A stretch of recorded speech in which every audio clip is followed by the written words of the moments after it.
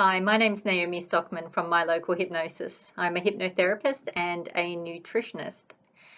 And today I'm going to tell you about the emotional triggers that destroy your relationships with the people who love you and the people who you love, and how you can start recognizing those triggers. And there's 3 things that you can do to begin dealing with them, and I'm going to talk to you about that. It's so important, because this stuff literally ruins families, ruins relationships, and it can even ruin lives. Have you ever noticed that sometimes something will happen? Someone will say something or do something which they think isn't a big deal, but it just feels like someone slapped you in the face. Your emotions come up. You have a physical and emotional response. Or you might have an emotional response, but you can actually feel it in your body. You either feel like you want to rip someone's head off, you want to defend yourself, you want to fight that person that's hurt you in some way, maybe yell at them, hurt them back. Perhaps you want to run. You might feel like dropping everything, grabbing your stuff and just leaving. You might start to talk to yourself about how much stronger you are on your own and you don't even need this person in your life. And maybe you have a hurt, sick feeling inside you and you just do nothing. Hold it in, press it down. And if they notice that you're not looking too happy, you might just say it's nothing. And they have no clue why you're upset. But you feel so absolutely certain that they should know. You shouldn't have to tell them. If they really loved you, they'd understand you. They'd know what they'd done to upset you. And you might find yourself crying, going silent, screaming like a psycho, and it just feels so dramatic. And there's that tiny part of your mind, it might even be just the size of a pea, little whisper in your mind that's saying, should I even be upset about this? Questioning yourself. And then you tell yourself, of course you should be. And that questioning might be very soft, might be very loud, it might be very short. Let me begin by saying the problem is never really the problem. And this is something I realized when I was working through my own problems, my own relationships, things that were coming up in my life. And just dealing with clients, dealing with friends, dealing with family members. People will sit in front of me and tell me a story. They'll tell me their story. They'll tell me the events. They'll say, he said this, she said that, I said this. And they'll be very invested in the story. Can you believe after everything I did, he didn't even, or she didn't even? And it doesn't matter who it is or what the story is, that situation, that sequence of events, the thing that is upsetting them, that is never really the problem. And I'm going to explain why. Our unconscious mind, the part of our mind that we are not consciously aware of, is programmed to keep us safe.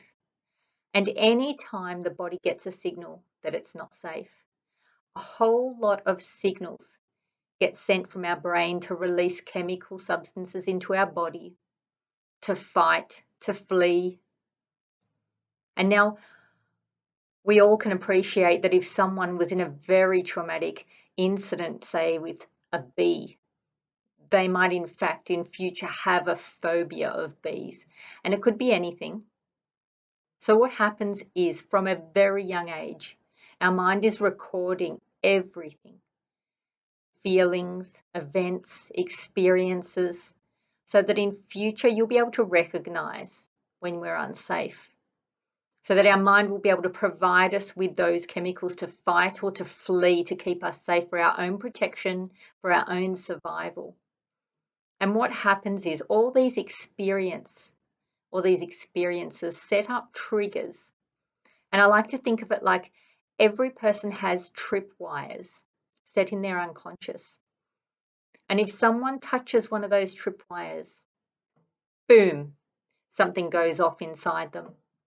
It's an emotional response. It's a physical response. And you could also think of it in another way.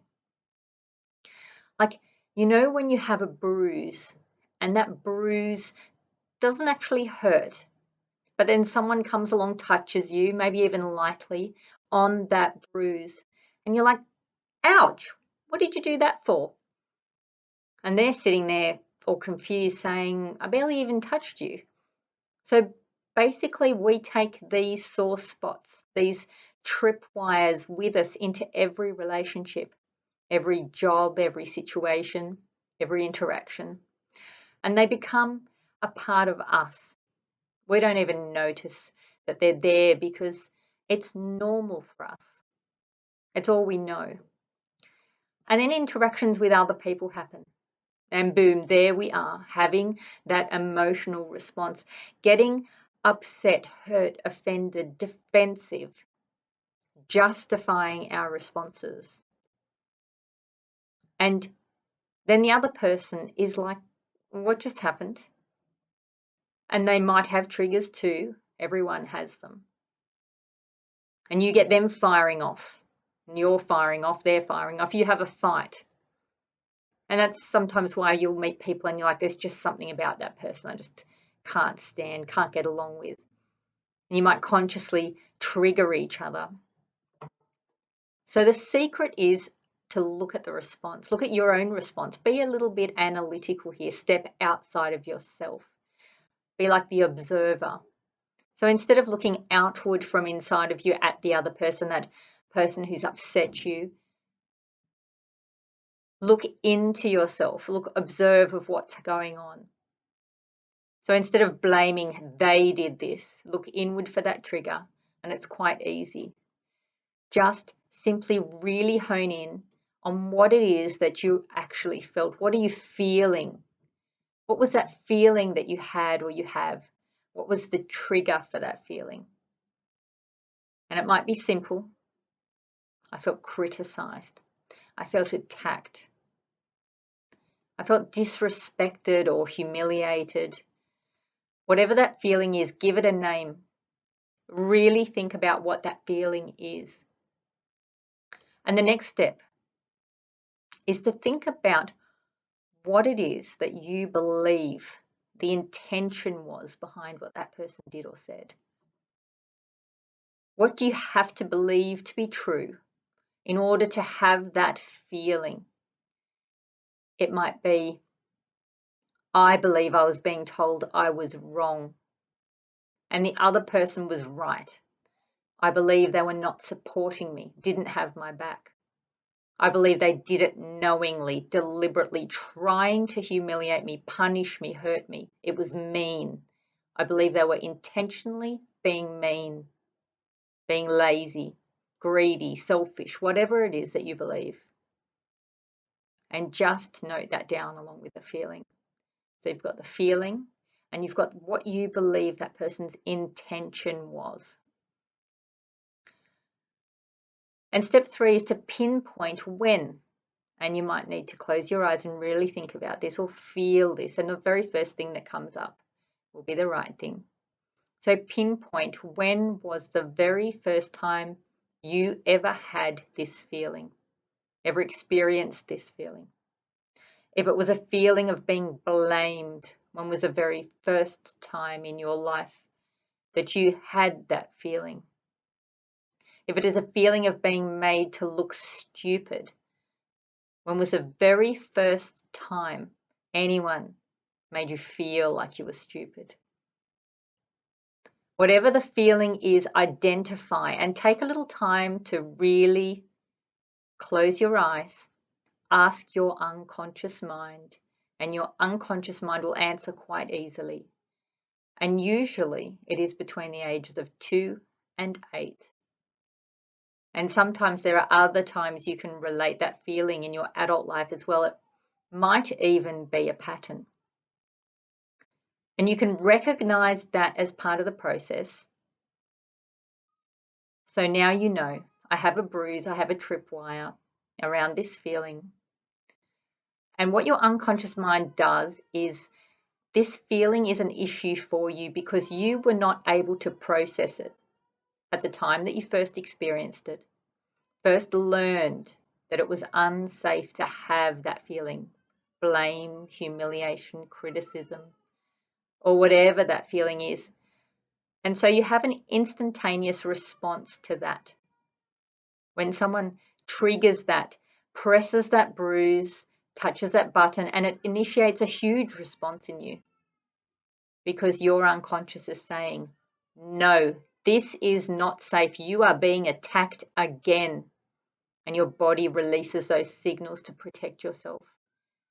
And it doesn't feel good at all. It's really uncomfortable, unpleasant. No one wants to feel like that. So what's the solution? Well, the first thing you can do is recognize that this is what is going on and it's okay. And then ask yourself about the belief we looked at earlier in step 2, when we considered what we needed to believe to be upset by this situation or this action, or the lack of action. Because a lack of action can be just as upsetting as somebody saying or doing something. He didn't ask me if I'd like to go with him. She didn't call me. She didn't even look at me when I spoke to her. And these can be even as big as what someone else does. Because when we attach a meaning to something, it becomes very powerful. So now, whatever it is that you had to believe to be true in order for the words, action, facial expression, situation, lack of action, or whatever it is that has upset you, to upset you. And you need to know this belief very clearly first. Because if you didn't have a belief, you wouldn't be upset. And then you simply ask yourself, what else can I believe instead? So if you believe someone used a frustrated tone and corrected you because they think you're stupid and incompetent and they don't love you, a new belief could be that they are stressed about the situation. It has nothing to do with you. And their voice is frustrated because they're not coping. You can believe that they love you very much, and even parents use a frustrated voice with their children when they are stressed. And parents love their children. There is always something else you can believe which will change the entire meaning of the experience. It's important here to just make a clear boundary. This is not about making excuses for unacceptable treatment. If someone is violent or abusive, that is a whole different thing. Although this method is frequently used by victims of domestic violence. They create a new belief around the events. He only did it because he loves me so much that he gets really upset if I text other people. So he hit me and smashed my phone. No, that is not what we are talking about here. Violence is never okay. What we are talking about here is when a situation arises where we get triggered and we have an irrational response. The response we have is greater than it would normally be or greater than it should be. So you change the meaning. Consciously choose to believe something supportive, constructive. And I speak to a lot of people who are triggered by things like raised voices, frustrated tones, being criticized or corrected, being overlooked, not being replied to, not being asked, the list goes on. And it's all just triggers from the past, feelings stemming from the unconscious, stemming from the past. And there's beliefs there that have been learned from childhood. I don't matter. I'm not important. I'm not loved. I'm not safe. I can't trust anyone. I'm not good enough. There's something wrong with me. I don't belong. I don't fit in. I always get blamed. It's always my fault. People I love hurt me. People I love abandon me, reject me. Whatever it is that your mind has in it from the experiences in your life as a small child. And we all know that small children interpret situations, events, and other people's behaviour through the eyes of a small child. And it really does stay with us, those feelings we had as children. And there are processes that can be done through hypnosis to reprogram those events, change the experiences of that child in the past. And even just you doing those 3 steps that I talked about in this recording, just recognizing that you can believe something different, recognizing the feeling, changing your belief to something positive from that situation, and knowing that that trigger you've experienced now is a trigger. Changing those beliefs you have, it's not about me. Nothing someone else does or says is about me. What I do and say is about me. What someone else does and says is 100% about them. And even just knowing that and taking some time to choose to believe something else can help move past and through those feelings. And if any of those beliefs I mentioned before resonated with you, please know that you're not alone. Many, many people brought these learnings with them from their childhood. I speak to people every week. They're actually the most common ones I deal with and help people solve. And they can be solved easily. These triggers can be fully cleared, leaving you to be your true self. I hope that was helpful and beneficial and you enjoyed listening to that. If you did, please like, comment, share, subscribe, and I hope to speak with you soon. Naomi Stockman, My Local Hypnosis.